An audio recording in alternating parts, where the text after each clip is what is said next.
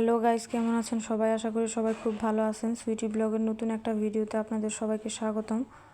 তো আজকে আমরা রান্না করব রোস্ট। দেখেন কি কি দিতেছি: জিরে, কাঁচামরিচ, পেঁয়াজ, বাদাম, পোস্তদানা, গরম মশলা আর অনেক কিছু।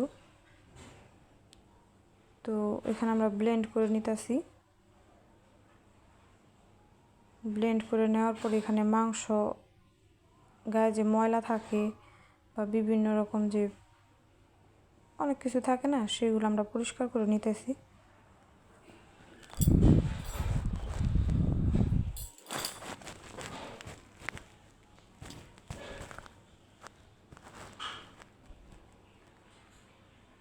তো আমরা ধুয়ে নিতেছি। তো এবার মাংসের উপরে লেবু চটকে দিতেছি। লেবু দিলে কি হয়, মাংসটা নরম হয়, তাই জন্য আমরা লেবু চটকে দিলাম। তো এখন দিব লবণ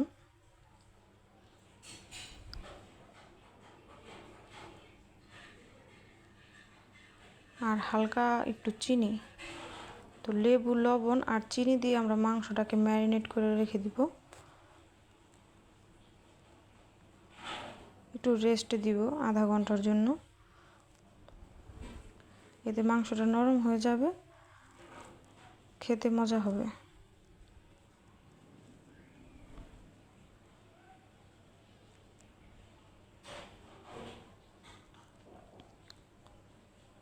তো আমরা কড়াইতে তেল গরম করতে দিয়ে দিব। তো তেলের সাথে দিয়ে দিছি তেজপাতা,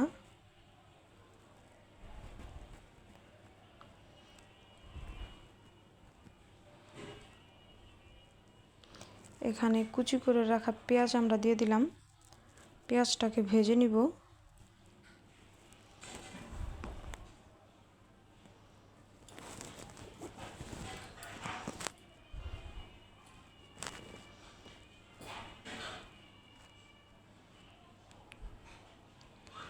তো এই যে এখানে মশলা, এখানে আবার আলাদা করে পেস্ট করা হয়েছে। আদা, রসুন, জায়ফল, জয়িত্রী সমস্ত কিছু একসাথে এখন আমরা তেলে ছেড়ে দিব। তো মশলাটাকে আমরা ভালো করে কষাবো।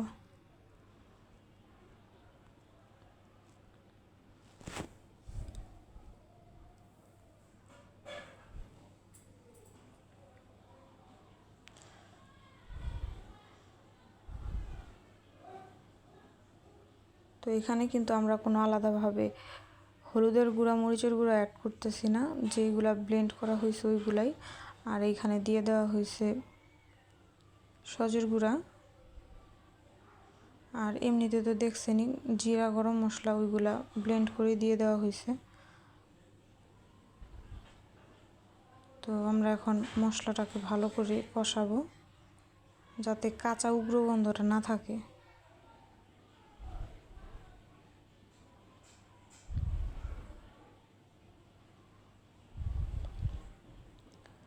তো কষানোর পরে আমরা এক পর্যায়ে মাংস দিয়ে দিব। তো এখানে আপনারা দেখতেই পাচ্ছেন যে আমরা মাংসটা কিন্তু ভাজি নাই, আমরা আজকে এইভাবে রান্না করব। আপনারা এইভাবে রান্না করে দেখবেন কেমন হয়। তো মাংসটাকেও কিছুক্ষণ কষাবো।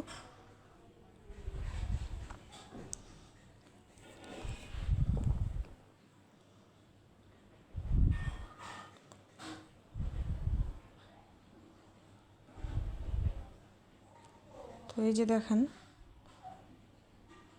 কীরকম হয়েছে। তো এক পর্যায়ে আমরা ঢাকনা দিয়ে দিব। তো কষানো মোটামুটি হয়ে গেছে, দেখেন সিদ্ধ সিদ্ধ হয়ে আসছে, কিন্তু এখনই দেখা যাচ্ছে।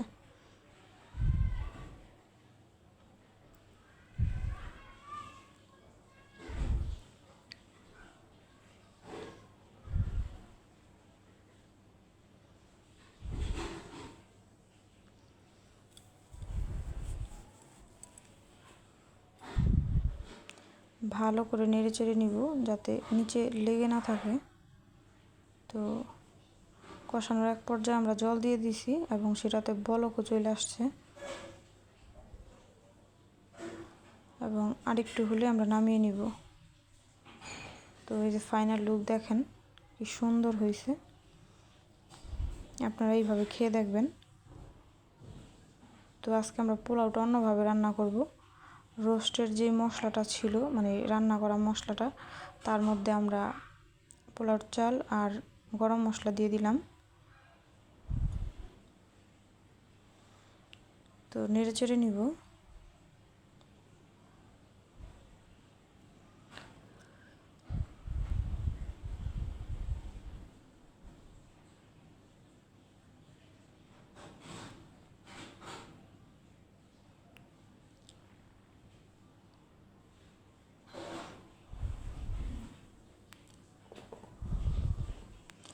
তো এক পর্যায়ে আমরা জল দিয়ে দিব। জলটা বুঝে শুনে দিবেন যাতে বেশি মানে চালটা সিদ্ধ না হয়ে যায়। তো এটা এখানে কিন্তু আন্দাজে দেওয়া, মানে আন্দাজে দিলেও একটা হয়ে যায় না যে করতে করতে, তো পারফেক্টই হয়। তো আপনারা বুঝে শুনে জলটা দিবেন। তো হয়ে গেছে আমাদের পোলাও রান্না। দেখেন কি সুন্দর ঝরঝরা হয়েছে, একটার সাথে আর একটা লেগে নেই।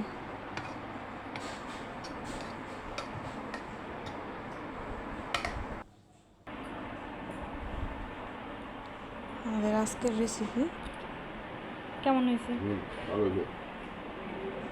আপনারা বলবেন কেমন হয়েছে। ভালো থাকবেন, সুস্থ থাকবেন। আজকের ভিডিওটা এই পর্যন্তই। নমস্কার।